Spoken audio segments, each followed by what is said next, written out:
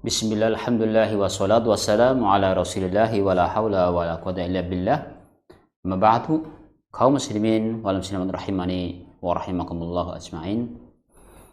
Suatu hal yang penting buat kita, di mana ini akan menjadikan kita mendapatkan pahala dan semakin mulia di hadapan Allah maupun di hadapan makhluknya, adalah ketika kita mempunyai adab yang baik, mempunyai etika yang baik dalam segala hal.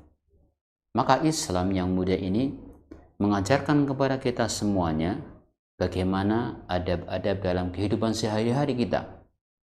Maka perlu kita tanamkan bagaimana kita beradab dengan orang tua, bagaimana beradab dengan tetangga, bagaimana kita beradab dengan orang yang lebih tua dengan kita, bagaimana adab ketika makan, bagaimana ketika tidur dan seterusnya.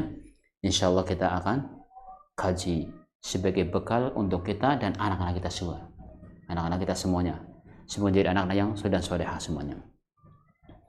Pada kesempatan yang baik ini kami sampaikan yaitu adab sebelum makan, di mana aktivitas yang merupakan kebiasaan harian kita, yaitu makan merupakan kebutuhan kita, tapi akan bernilai ibadah ketika kita niatkan karena Allah Subhanahu wa taala, dan ketika makan itu adalah bagaimana membuat kita semangat beribadah kepada Allah Subhanahu wa taala.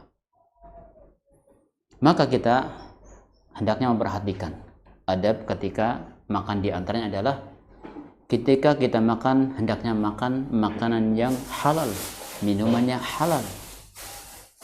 Pastikan maka sebagai orang tua mencari makanan yang halal untuk anak dan istrinya, minuman yang halal untuk anak dan istrinya, karena Allah mengatakan, ya ayuhan nasu kulu mimma fil ardi halalan thayyiba wa la tattabi'u khutuwat syaitan.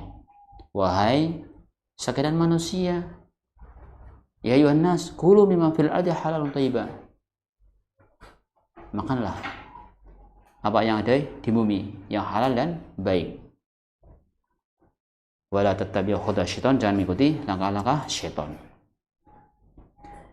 Yang kedua adalah berniat makan dan minum untuk menguatkan badan agar dapat melakukan ibadah. Jadi makannya karena Allah, biasa bisa beribadah kepada Allah Subhanahu wa taala. Yang ketiga, mencuci kedua tangan sebelum makan. Jadi sebelum makan seharusnya sebaiknya dicuci dulu. Kenapa? Bisa saja ada kuman-kuman yang ada di tangan kita, jika kita terjaga dari kuman tersebut. Yang keempat adalah duduk dan tawadhu.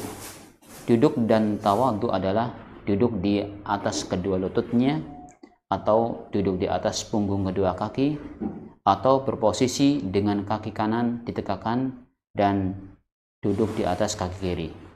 Jadi makan dengan cara yang tawadhu, yang diajarkan oleh Nabi kita Muhammad SAW, merupakan kode etik yang bagus. Yang kelima, makan makanan apa saja yang telah dihidangkan dan tidak mencalonnya.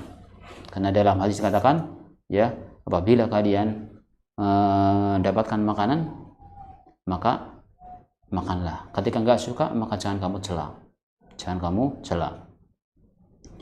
Yang keenam adalah makan bersama-sama dengan orang lain, baik tamu, keluarga, kerabat, anak-anak, atau pembantunya. Jadi kulu jami' wa la tafarraqu.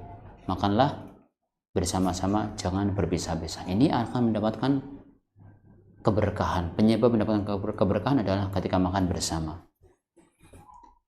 Yang tujuh, tentunya kita membaca doa yang diajarkan oleh Nabi kita Muhammad SAW, membaca bismillah. Mau makan bismillah, mau minum bismillah. Mana dalilnya?